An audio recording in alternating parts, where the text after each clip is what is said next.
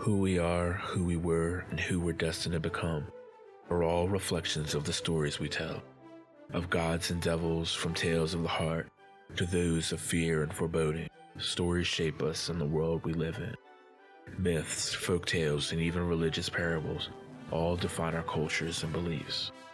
In each episode of Faith and Fear, we will dip our toes into the comparative narratives spanning the globe, considering the concepts and archetypes common to us all.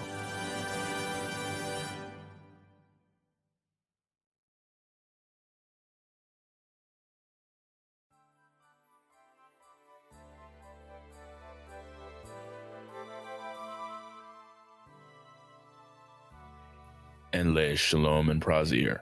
Hello and peace. It's a pleasure. Thanks for following me down the rabbit hole once again on my journey to better understand the stories and beliefs that shape us. It's all fun and games until Santa checks the naughty list. Original source unknown. It's that time of year again, where sleigh bells ring and colorful lights can be seen all around. A time of joy and cheer, laughter and family. The time of year we expect to see the best in humanity. It's a time of love and hope. Starting this week, I will be attempting to stick to a monthly theme, each episode building on the last, kicking things off with a winter holiday motif. Be forewarned, this particular episode isn't exactly for the kiddies. It contains some acts of violence towards children. Nothing too descriptive, but these old stories can get pretty gnarly. Typically speaking, everyone loves Santa. For most kids, he's the best part of the year. And let's be honest, for many, he and the gifts he brings are the main reason they even attempt to behave. No child wants to be put on the naughty list or end up receiving coal. However, there are a number of Christmas figures that take a more proactive approach to bad children. I'm talking about the anti-Santas, the Christmas monsters, and holiday boogeymen. Probably the most well-known out of all the anti-Santas is Krampus. Popularized in recent years across modern media, Krampus originated in Central European folklore from pre-Christian Alpine traditions. Described as a horned, human-like figure, he is said to look half goat or half demon. He is typically depicted as having long brown or black hair with cloven hooves and goat-like horns. He has large fangs and a long fork-pointed tongue, and often carries a number of chains with bells attached. On his back, Krampus wears a bundle of birch branches that he uses to whip misbehaved children. Older stories instead have him wearing an empty basket, similar to Santa's sack, that he uses to snatch up the worst children, hauling them off to be eaten later, sometimes even dragging them to hell. On December 5th, the day before the feast of St. Nicholas, Krampus Night is observed. This is the night Krampus visits homes and businesses, searching for those who have misbehaved or committed evil deeds throughout the year. Krampus currently has his own parade in several places around the world. In Sweden, December 13th was once known as Lussi Night. Lussi, spelled Lussi, now rebranded as St. Lucy, Lucy, was once believed to be a demon or witch who flew through the air with a parade of monstrous followers. During the period between Lussi Night and Yule, all manner of evil spirits were believed to roam the land, with everything from trolls to remnants of the dead. Like Santa, Lussi was said to come down the chimney, only she did so to punish ill-behaved children. Yule traditions had to be observed and the necessary preparations fulfilled, or Lussi might rain her wrath down upon the entire household. Lussivecka, an ancient tradition in Sweden, takes place during the night between December 12th and 13th, which was once the longest night of the year. This was a night to stay awake in an attempt to be vigilant against the evil forces that would be out and about. However, today many young people still observe this holiday now using it as an excuse to stay up all night and party. In German folklore, Knecht Ruprecht is said to be one of the companions of St. Nicholas.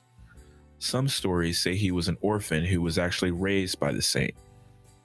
Depictions describe him as an average-sized man draped in a black or brown robe with a pointed hood, who moves about with a limp. He carries a large staff and a bag of ashes, and is dressed with a number of bells on his person.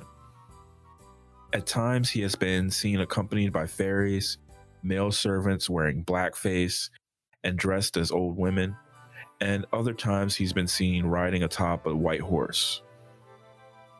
Traditions state that the somewhat unmemorable servant of St. Nicholas first asks children if they know how to pray.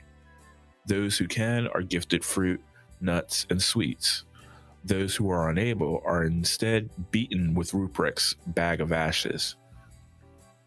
Some stories have Knecht Ruprecht as the one who leaves misbehaved children lumps of coal, stones, or switches for their parents to whip them with, while those children who did their chores and did as they were told are given gifts from St. Nicholas. Nicknamed Belly Slitter, the Germanic Frau Perchta could be seen dealing out gifts to good children and punishments to the naughty, all 12 days leading up to Christmas. She would roam the countryside during those 12 days, entering homes, rewarding those who were good with silver coins, or dishing out the most gruesome penance to those she deemed wicked and ill-behaved. Her particularly horrid punishment, for which she was nicknamed, was to rip out their internal organs and replace them with all sorts of garbage, stones, and straw. Perchta's descriptions vary from a beautiful young woman dressed in all white to a disfigured old hag, and she is sometimes even said to have a goose or swan foot, representative of her nature as a higher being. Older stories actually describe her as a goddess of alpine paganism and the upholder of cultural taboos. Like Krampus, there are Christmas parades with participants dressing up as Frau Perchta. The Straggele are the demonic-looking helpers known to assist Perchta. Those who seek Perchta's blessing often leave a number of offerings out for the Straggele to feast on. Some stories have the Straggele actually dishing out the punishment, robbing their victims, feasting on really bad children, or simply tearing them apart. Sometimes the offerings to Perchta are just bribes for the Straggele, meant to dissuade them from harming anyone. The giant black cat of Icelandic folklore, known as the Yule Cat, is said to prowl the snowy mountains during Christmas time, preying on anyone who had not received new clothing. This tradition corresponds to the fact that those who worked hard were often gifted new clothes at the end of the year, so anyone who did not receive this reward was deemed lazy and acceptable prey. Farmers used this to motivate their workers into processing the fall wool before Christmas. This vicious feline is but a house pet to his more frightening owners. The monstrous owner of the Yule Cat is the Icelandic ogress known as Gryla. She is a giantess drawn to wicked children like moths to a flame, descending from her mountain home in the weeks leading up to Christmas. Hunting ill-behaved boys and girls, she snatches them up, filling her giant sack, taking them back to her cave to be stewed, her favorite dish. She currently lives with her lazy third husband, their sons, and their giant cat, of course. The 13 gnome-like sons of Gryla are a horrid and mischievous group of tricksters known for doing all sorts of impish things. Anything from stealing to licking silverware, harassing livestock to creepily lurking around a home. Their names are Sheepcoat Clod, who harasses sheep, Gully Gawk, who hides in gullies and steals milk straight from the cow, Stubby, who is particularly short and eats leftover crust from pans, Spoon Licker, who steals dirty spoons and licks them clean, Pot Scraper, who steals leftovers from pots, Bowl Licker, who hides under beds and steals bowls, Door Slammer, who loves to slam doors while people are sleeping, scare gobbler, who loves scare, a type of yogurt, sausage swiper, who hides in rafters and steals sausages that are being smoked, window peeper, who peeps through windows looking for things to steal, doorway sniffer, who has a freakishly long nose that he uses to find bread, meat hook, who steals meat with his own special hook, candle stealer, who stalks children in order to steal their candles. Each visits a home in turn during the days leading up to Christmas, between December 12th and the 24th. Based on an actual late 15th century German knight, the French-German Hans Trapp was once a wealthy man full of greed and cruelty. Trapp was so corrupt that the Catholic Church had him excommunicated, forcing him to sell his soul to the devil. Exiled and enraged, Trapp retreated to the forest, disguising himself as a straw-stuffed scarecrow, where he began feeding on children who wandered into his domain. The story continues with Hans eventually being struck down by God with lightning, after his acts of evil and depravity grew too great in number. But instead of actually dying, Trapp wandered the earth as a wraith-like scarecrow, eventually partnering with St. Nicholas in an attempt to redeem himself. With a new purpose, Hans Trapp serves as a warning to naughty children, an example of what they might become if they refuse to change their wicked ways. An extremely controversial character in recent years, Zwarte Piet, or Black Peter, is one of the companions of St. Nicholas. Originally believed to be a Moor from Spain, those who portray Black Peter typically dress in blackface and wear clothes reminiscent of the Renaissance. The getup is then topped off with a dark curly black wig and bright red lipstick.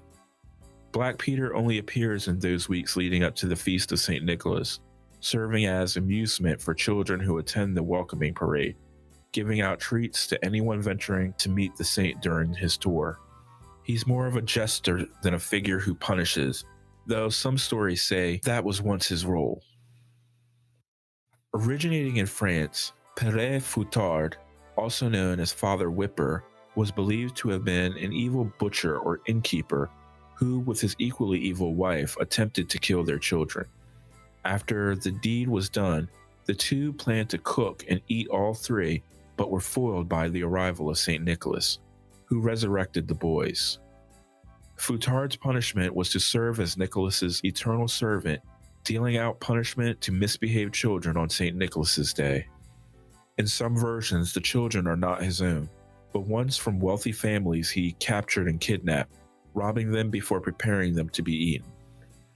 Most depictions describe Father Whipper as an eerie-looking man dressed in dark robes with shaggy hair and a long neglected beard. He typically carries a bundle of switches, a long whip, or long stick with which to dole out punishments.